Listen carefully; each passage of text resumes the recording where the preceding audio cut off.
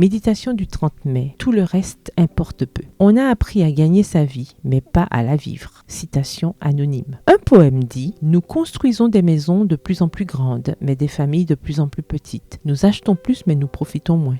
Nous vivons dans des immeubles plus hauts, mais de façon plus superficielle. Nous conduisons sur des autoroutes plus larges, mais avec des esprits de plus en plus étroits. Nous avons plus de commodités, mais nous vivons de manière plus inconfortable, avec plus de connaissances, mais moins de bon sens. Plus de médicaments, mais moins de santé. Nous vivons à une époque de restauration rapide et de digestion lente, de maisons fantastiques et de foyers brisés, de colère rapide et de pardon lent. On a appris à gagner sa vie, mais pas à la vivre. Ne savons-nous vraiment pas vivre? Donnons-nous la priorité à ce qui n'est pas prioritaire? Confondons-nous nos besoins avec nos désirs et essayons-nous de remplir nos vides existentiels avec des choses matérielles? Les commodités dont nous jouissons créent-elles en nous l'illusion de la sécurité? Visons-nous le temporel et non l'éternel? Et avons-nous ainsi développé un appétit pour ce qui n'est d'aucune aide? Jérémie 2, le verset 8. Et pourquoi pas faire un tournant dans notre vie pour la vivre de manière cohérente? Parce que plus ne signifie pas toujours plus. Plus grand ne signifie pas meilleur. Plus d'argent ne signifie pas plus de bonheur. Plus de choses ne signifie pas plus de satisfaction. Plus de confort ne signifie pas plus de sécurité. Que sacrifiez-vous en croyant à tort que vous poursuivez quelque chose qui en vaut la peine? Regardez Salomon, qui ne manquait de rien en termes de biens matériels, de luxe et de plaisir, et qui, à la fin de sa vie, écrivait « Crains Dieu et respecte ses commandements, car c'est ce que doit faire tout homme. » Ecclésiaste 12, le verset 13 dans la version second 21. Et il a précisé « La crainte du Seigneur est le commencement de la sagesse. » Proverbe 1, le verset 7 dans la version Pierre Guiguet. Voulez-vous que la sagesse dirige votre vie? Voici une ligne directrice. Que Dieu et ses commandements soient votre tout. Le reste importe peu. Selon les paroles de Jésus, préoccupez-vous d'abord du royaume de Dieu et de la vie juste qu'il demande, et Dieu vous accordera aussi tout le reste. Matthieu 6, verset 33, dans la version Bible en français courant. Pensez à ce qui est en haut et non à ce qui est sur la terre. Faites donc mourir votre nature terrestre, qui est une idolâtrie. Colossiens 3, les versets 2 à 5. Car l'aspiration à l'éternité n'est pas satisfaite par le temporel, car l'idolâtrie prive de liberté. Car la vie est fragile, c'est une vapeur qui paraît pour un peu de temps et qui ensuite disparaît. Jacques 4, verset 14. Comment allez-vous vivre ce peu de temps? Le verset du jour se trouve dans Colossiens 3, le verset 2. Pensez à ce qui est en haut et non à ce qui est sur la terre. Bonne journée et que l'Éternel vous bénisse.